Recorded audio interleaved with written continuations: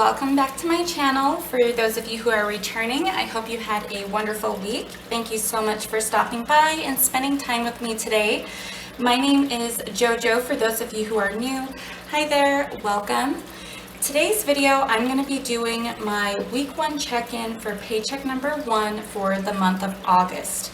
My 3-year-old son had gotten a hold of my budget sheet, so it's a little crinkled, but it'll still work. We're gonna make it work. Before I hop into the weekly check-in, there were a couple of things that I wanted to touch on. First, I just wanted to show you guys some appreciation, all of my subscribers. I am so touched to now be at 500 subscribers. It's for those of you who have been following, you are well aware of how much this community has meant to me and my family.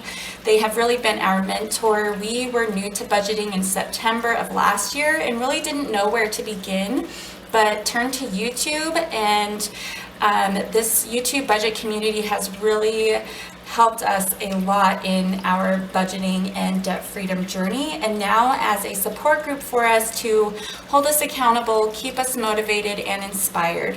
So I wanted to show my appreciation by hosting a giveaway. With back to school and everything going on, they have these really cute stationery products, and I saw these Happy Planner Post-it bundle. And even if you don't have a Happy Planner, I feel like you could use these different little Post-its, but they were just so cute. I'll show you on the back. It kind of shows the different Post-its that you get, but it says do all the things and rock this day, remember this right here. It was just really cute. So stay tuned until the end of the video, and I will let you know how you can qualify for this giveaway as my thank you to all of you for subscribing to my channel and being here as a support group for me and my family. The other thing I wanted to touch base on, because again, for those of you who have been following, you're well aware that I struggle with typing numbers into the calculator correctly, but I do always try to update you guys when I make those mistakes. And I really foobarred week 5 and week 6 for paycheck number 3. First off, for week 5, I had miscalculated my total spent on variable expenses, and I just completely forgot to add in my unbudgeted expenses. So the total actual spent on variable expenses during week 5 was $488.83.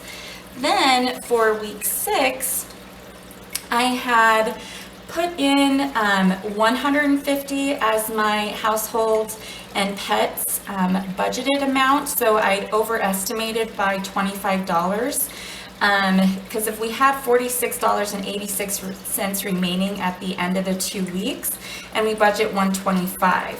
So that decreased our spending for week 6 by $25, and also decreased our overall variable expenses, making it so that we could have $25 more to put at our debt focus. So that has all been reflected on my paycheck budget sheets. Now that you guys are updated, we can hop into our week 1 check-in for paycheck number 1. I will do my best to type the numbers in the calculator correctly. Let's get started. Here we are at my transaction log and my weekly check-in sheet for variable expenses. I always start here. Since I do have new subscribers, I will just quickly walk you guys through the columns on my transaction log.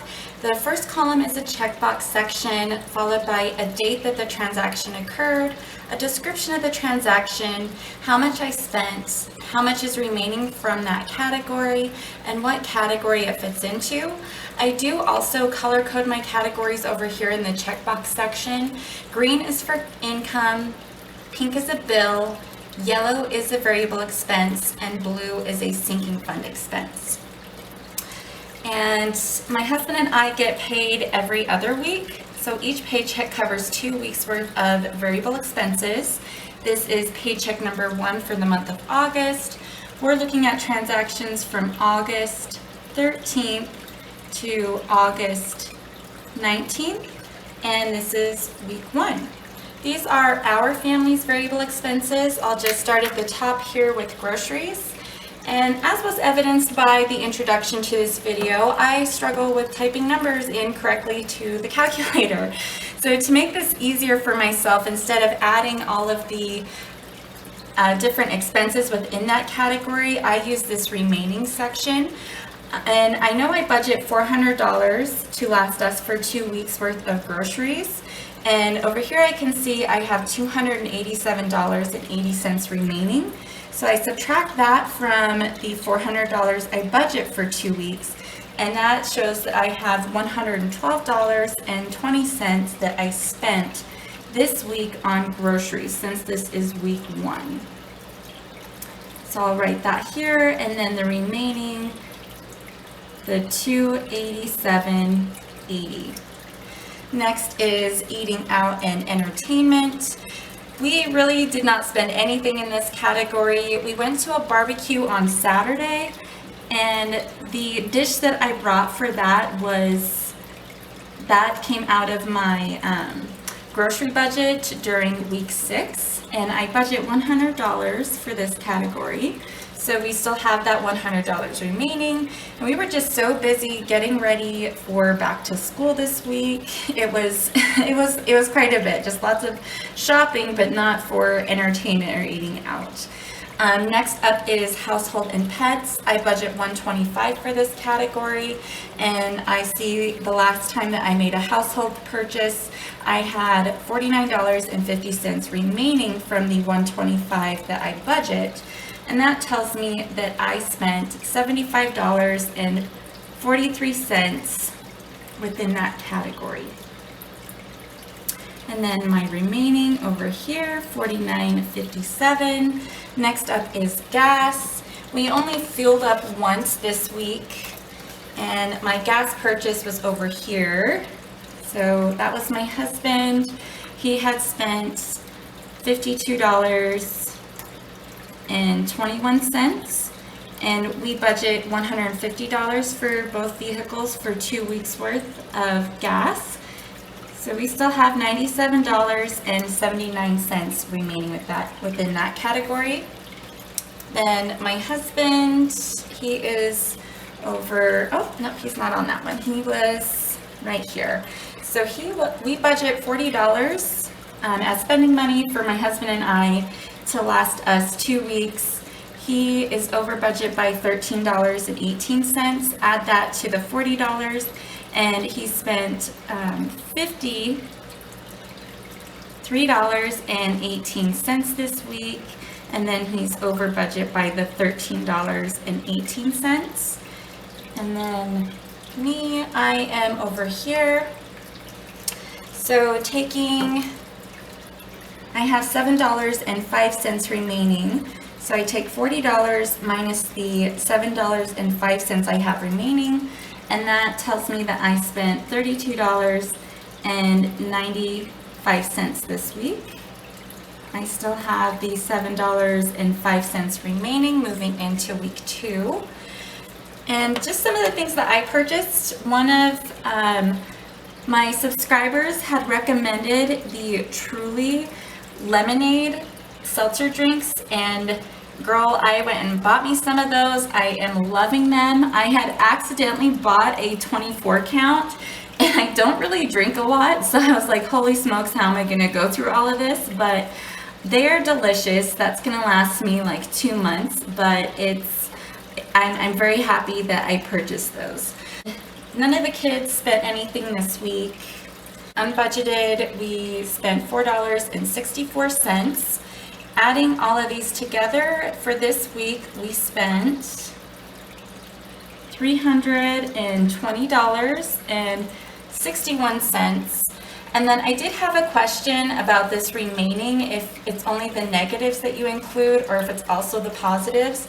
So it is the positives, so you would add, subtract, add, and then subtract, and that will give you the total remaining. So for all of these categories, I budget, the total from what I budget is $915. So another way of getting to the same answer, you can either add them all together, or I can take the $915 that I budget for all of the categories and subtract the $320.61, and that'll get me to the same number if I were to add or subtract these all together.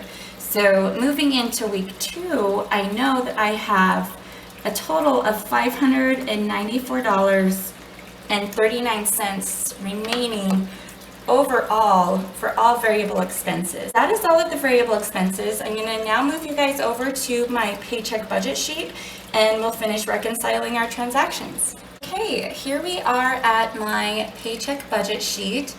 This is the sheets that I use to forecast my paychecks and fill out the expected amounts. I will be uploading my paycheck number 2 budget forecast video tomorrow, and you can see how I fill out the expected columns of this document. These sheets are all available. Everything you see me use in my videos are available on my Etsy shop. I will leave a link in the description box below if you feel like these would be helpful for you. My husband and I are paycheck by paycheck, zero-based budgeters, and we are also cashless budgeters. So if that's a system you're interested in using or you are using and you think these would be helpful, go ahead and check it out. So we're just going to start at the top here. Again, my poor busted sheet. We're going to start at the top here with the income table, and that is the green check boxes on my transaction log. The paychecks were direct deposited as expected. Income number 1 gets direct deposited every Thursday, and it came in, I do underestimate our income, so it was over what I had expected. So over here, since this is income, this plus, since it was over budget technically, but it's income, this is a plus instead of a minus. But an expense, if it was over budget, it would be a minus. And it came in at $28.98.52. Income number 2 was $1,224.72. And then down here, income number 3 was $915. And we are not expecting any rollover. There was not any extra money this week either. I'm not going to total these out. We are going to leave the door open for the universe in case any extra income trickles in throughout week number 2. But we'll now move over to our fixed expenses, which these are our bills and the pink boxes. So go ahead and check off the income that we had reconciled. And let's see, our first pink box is some cash that I took out for the babysitter. And I went ahead and just took out $20 to cover the 2 weeks that she's going to be watching my daughter, the 2 days over the next 2 weeks. Next is savings, and I had not put this into the budget, but it is still a bill, and I made that transfer on the 19th. And I do have 2 different savings, so this is savings 2, and I had transferred over $300. Okay. Next is the sewer bill. It came out as expected at $46.56. And then childcare. This was a pleasant surprise. I thought it was going to be $15 every week. My daughter goes to a before school program, but it's only going to be $5, which that was I was very happy to see that because throughout the pandemic we've had to kind of shift our childcare, and it was more expensive. It's been more expensive for us. So it's nice to finally be saving some money on that. Next was our water bill, and that was over budget. So I will write that in red. And our sprinkler system had been broken for a lot of the first parts of summer. So I think I thought that it was going to be $75 for us to water our yard, but it looks like it's going to be closer to a little over $100. So maybe I think in the future months or summer months I'll budget $125. So we'll say this was $116.70, and here with it being over budget, it was over by $41.70. So that's where that negative in the remaining is reflected. Oh, and you know what? They also had a $2.25 service fee. So I had forgot to add that into this total. So I'll go ahead and just add that in right here. So the $116.70 plus the $2.25 online service fee. So this bill actually ended up costing us $118.95, which I did reflect that as well. So go ahead and just white it out. Of course, I cannot make it through a budget without using whiteout. So $118.95, I'll write that over here.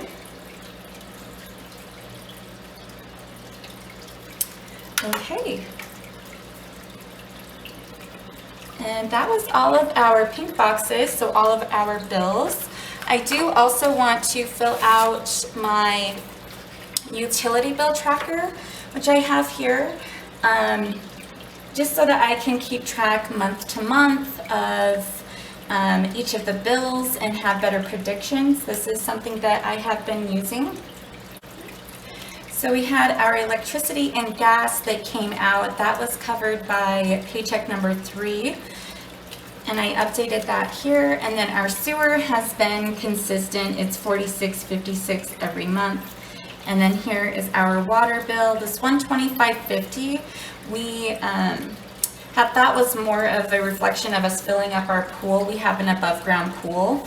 So we'll see. I'm just going to kind of have to trend all these, but you can see in the non-summer months when we're watering a lot less, our water bill is like around $20. So it jumps up quite a bit in the summertime. So $118.95 is what I will write here. There we go. So now we're going to move over to this next table. You can see the variable expenses. This is where I get those expected amounts, and then that total of $915 that I subtracted what we spent this week to find out what we have remaining. But that's where I pull all of these numbers from. This is our expected rollover. When I do my paycheck budget video tomorrow, paycheck number 2, this number is going to go in the expected rollover section. And sinking funds, this is how I keep track of my expenses from my different sinking fund categories. And on my transaction log, it is the blue boxes. For week 1, I spent a total of $66.45 from that category. So when I close it out, I will add everything together, any purchases within that category, and that'll be subtracted from that table. I have a whole other table. I'll leave a link to my July sinking fund closeout so you guys can have a better idea of how I use these sheets. I'm probably poorly explaining it, but it'll probably make a lot more sense if you watch that video.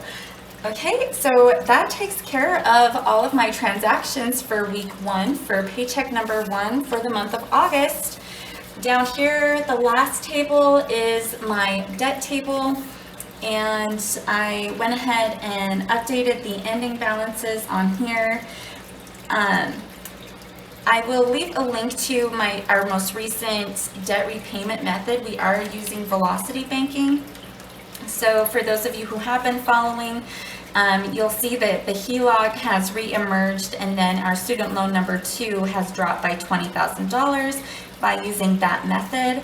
And the HELOC, the minimum payment is supposed to come out on the 16th, but I think with the way transfers were happening, that payment didn't end up being due. But I went ahead and just left this open, the ending balance over here, because I'm not really sure. I'm just kind of waiting until the closeout of this paycheck before I finalize my ending balances. But we weren't expecting any minimum payments from any of our current debts.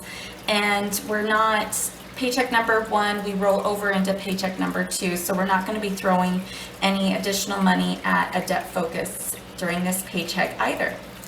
But that is going to wrap up this week 1 check-in. And for those of you who have hung around this long, and as a giveaway for my amazing subscribers, as a way for me to say thank you. If you want to participate in that giveaway, the way to participate in that is to be a subscriber, of course. And then for those of you who have been following me, you are aware that I have my word of the month, and that word is grace for the month of August. For those of us who are on a debt-free journey, and just for those of us living our lives in this new reality that we have, trying to avoid negative talk, negative self-talk, and remain positive, keep ourselves mindful and focused, and to give ourselves some grace. So if you want to participate in the giveaway, leave the word grace in the description in a comment below as well. And also, share with me how your debt-free journey is going, how everything is going with you and your family. But make sure that your comment includes the word grace and that you are a subscriber, and you will be placed in the giveaway, which is this super cute happy planner post-it set with all these little sticky notes that are on it.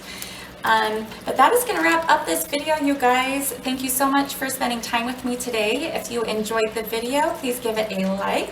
If you are enjoying the contents of this channel, don't forget to hit the subscribe button. I am using a new setup today with my kids being at school. I have access to some new lighting and a new desktop, and I can film in privacy, and my 3-year-old is currently his nap time. So I'm kind of trying to get used to this setup. So sorry if I was a bit awkward during this video, but as always, just thank you so much for coming by and for your kind words and for your support, and I will see you guys tomorrow. Bye.